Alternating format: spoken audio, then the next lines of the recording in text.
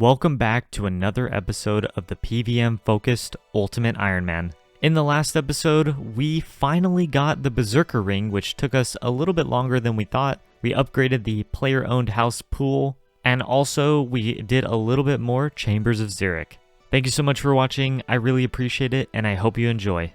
So I messed up recording, but basically the way you combine the Magic Fang with the Trident is, I believe you just need a chisel, and you just use it directly on there, and I think you need like 50 something crafting or something like that. And then when you charge it, it no longer requires fire runes, and instead it requires, actually no, I think it still requires fire runes. Let's see. Yeah, so it still requires fire runes, but you actually use Zulrah scales instead of GP to charge it, which is nice. And then you have the Toxic Trident, which looks really cool. It actually looks really cool with the HD graphics on. The colors are really nice. And I didn't even realize it was purple or purplish, but it looks cool with the actual necklace. So if we come and look at the Zulrah log, we have 578 KC, and we actually have a good chunk of the log completed, which is really surprising. Alright, so another big thing that we're going to be doing right now is we're going to be imbuing the Berserker ring, and we actually already had the points for this. I got this a little bit ago, but this is going to be another huge upgrade for doing chambers in particular, so I guess we have to take it off, and there it is, 650k, and that's the Berserker ring imbued, which gives a +8 strength bonus. So this is effectively 2 max hits.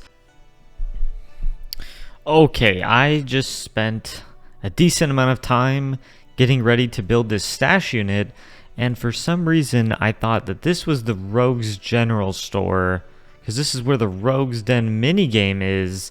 But I did not realize that it was in the wilderness this whole time, so unlucky. Okay, awesome, we got the Dragon Defender, and that didn't take too long at all. It actually took us 68 Cyclops, so overall a pretty quick little grind. And yeah, we're gonna store this back in the stash unit here. Okay, so we've got our inventory situated now. We basically are back to what we started with. But, of course, we have the upgraded Trident of the Swamp, which is huge, and we also have the Berserker ring imbued, which is also huge. And yeah, this is basically what we had before. I looked back at some old clips, and this is kind of the setup we were rolling with.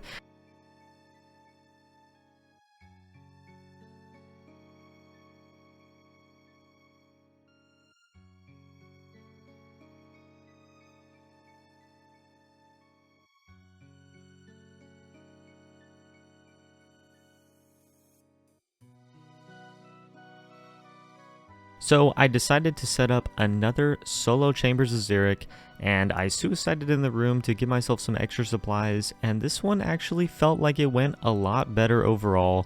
We're starting to get the hang of it a little bit more. The mage running method is pretty straightforward, and really I only take damage if I splash on the initial shot. And then for melee, I've been trying to keep it simple because I think I've been getting overwhelmed when I'm trying too much at once.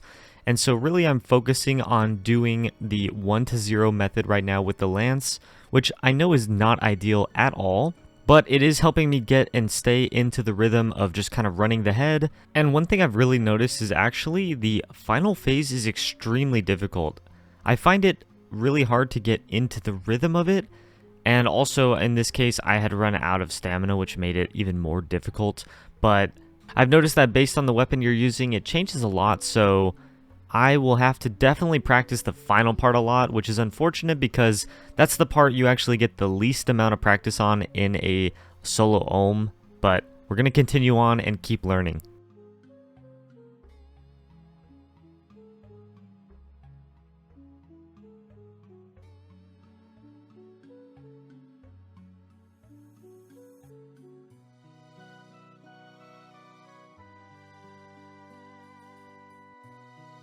Alright, so we just completed another solo raid. It went okay. It was a pretty long time. Yeah, it took us 52 minutes and our previous one was 51, but to be honest, this raid, I was actually just trying to test the 3-to-1 method and see if I could consistently do it. It actually wasn't so bad. I did the 3-to-1 for basically the entirety of it, and I did die once in Ulm just by accident. But the actual kill of Ulm itself was way faster doing 3-to-1 than doing the 1-0 melee method. Alright, so we got a bit more of a difficult layout, but I guess this will just be a good way to test whether or not this setup is going to be decent, because this seems like it'd be a relatively common setup. So Mystics, Tecton, Thieving, Mutadiles, Guardians. Yeah, I mean, honestly, by the time we get to Mutadiles, we're probably going to have not a lot of HP, but that's okay. Alright, that's another solo completed, and even with it being a bit scuffed, I think I died in the first room. I ended up with 24k points. That's not too bad, and I did beat my PR at 50 minutes and 55 seconds. With that raid, we completed 25 raids for an elite combat task, but also we hit a time of 42 minutes, which was a pretty massive jump on our previous PB, which was over 50 minutes. So that is awesome to see, and I guess we'll see what we got real quick from this. Oh, well, I totally forgot that we were really close to a smithing level, so that is 75 smithing. Alright, so I think we're going to be running with this setup now instead. We're going to be trying 5 brews. I believe we had 6 before. And then we're going to bring a range pot for sure now, because I think with the blowpipe we're definitely going to need it. Alright, so we just failed a solo raid pretty hard. I am extremely tired. And yeah, we struggled pretty much the entirety of the raid, and it just made me feel like doing something different. So I am going to, I think, just try a little bit of Bandos and Sara God Wars.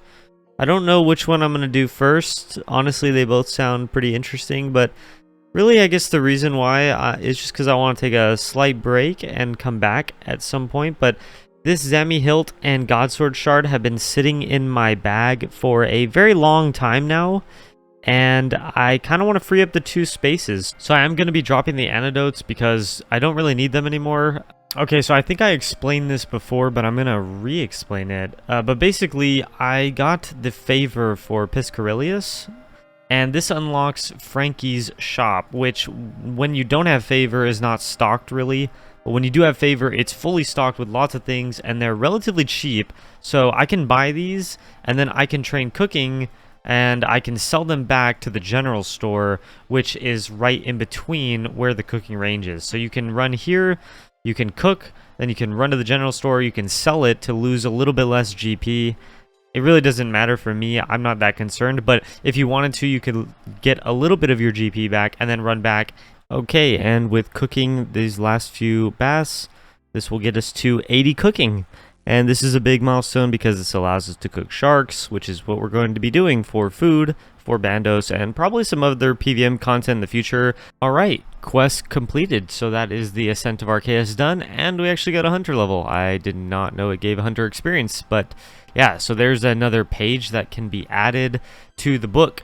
Alright, and another quest completed. The Depths of Despair done, and that gave us 1500 agility experience, and this gave us some certificates that give us favor, but we already have most of the favor from all of these regions, so it doesn't matter. But that is another piece of the pie or book or whatever you want to call it. Alright, and that is Tale of the Righteous completed. So now we have pretty much everything we need. I actually don't know. Okay, yeah, this is for the Shazian house. So we've got basically all of them completed. I'm not going to do the last one. I'm just kind of lazy, to be honest. All right, there's the Cardus Memoir. So I believe we can use these all on the book. This means that we can now hold a total of 32 charges. So we can check, and it reads 32 memories remain. Okay, so we already have the charges. I guess we recharge it whenever we need to, so we'll show that later on. Well, actually, I have decided that I'm going to go and unlock Bones to Peaches, mostly because I don't want to have to try and do this later on when I just have to, you know, fix my inventory and get that all set up again. So the fact that we are on an empty inventory and everything is, you know, good to go, I am going to go ahead and do that now. So that's 200 telekinetic points. That's the longest one done. I believe the other 3 will be pretty quick for this, so yeah, we only need 200 points for Bones to Peaches. Alright, and with this enchant, we will be hitting 2,000 enchantment points.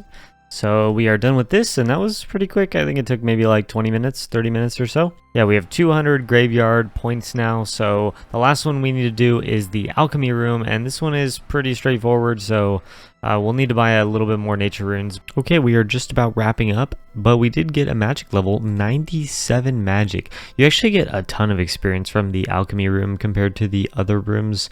The alchemist room, for some reason, is just way heavier in the magic experience.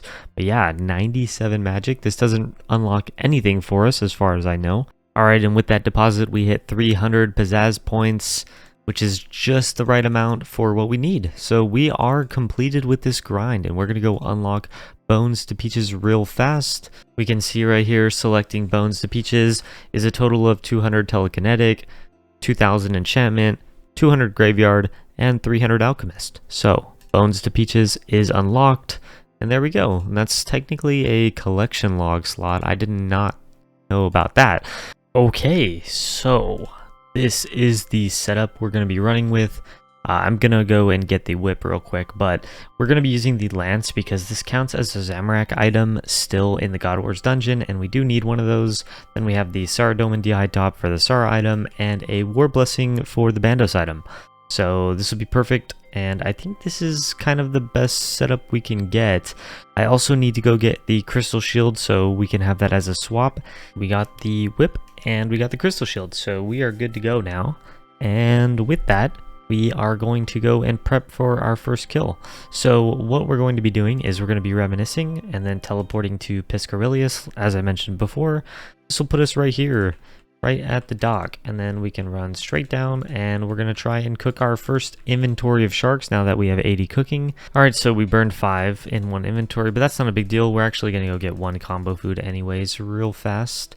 But yeah, it's pretty straightforward. That's it. We're just going to go there, buy some food, and we're good to go. Alright, so we just finished another trip of Bandos, and we got 6 KC total now.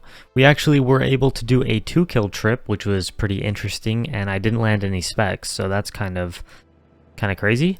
Alright, so coming from the last clip, this might look a little weird, but basically I decided I'm going to try the ranged method a little early. The melee method was going fine, to be honest. I actually didn't really have a lot of problems with it, and I was actually getting relatively consistent kills.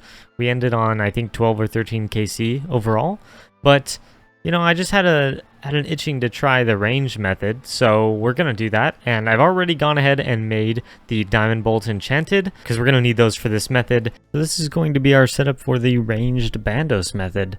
I think it is a little bit lackluster in comparison to some of the examples that I've seen on other videos. I think overall it is somewhat close. Alright, so I ended up dying, and it's a bit annoying because obviously getting your items from God Wars is a pain in the butt. Luckily, the items spawn outside the door, so you don't have to get multiple KCs.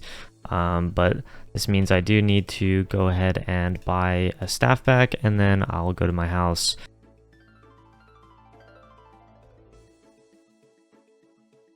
Alright, it's been a little bit of time since the last clip, but we've been doing ranged Bandos still. We have died a couple of times, and yeah, I figured to just give a quick update, I guess. As you can see, we are up to 63 KC, and we haven't received any drops, which is to be expected. That's still pretty early on. This Godsword shard was the one we originally got from the Zami boss, so yeah, nothing from Bandos just yet, but ranged method has been going okay. All things considered, I think my highest kill trip so far is 6, and I think on average I'm getting about 4 or 5. My goal being either getting 1 item of the chest plate or the tassets.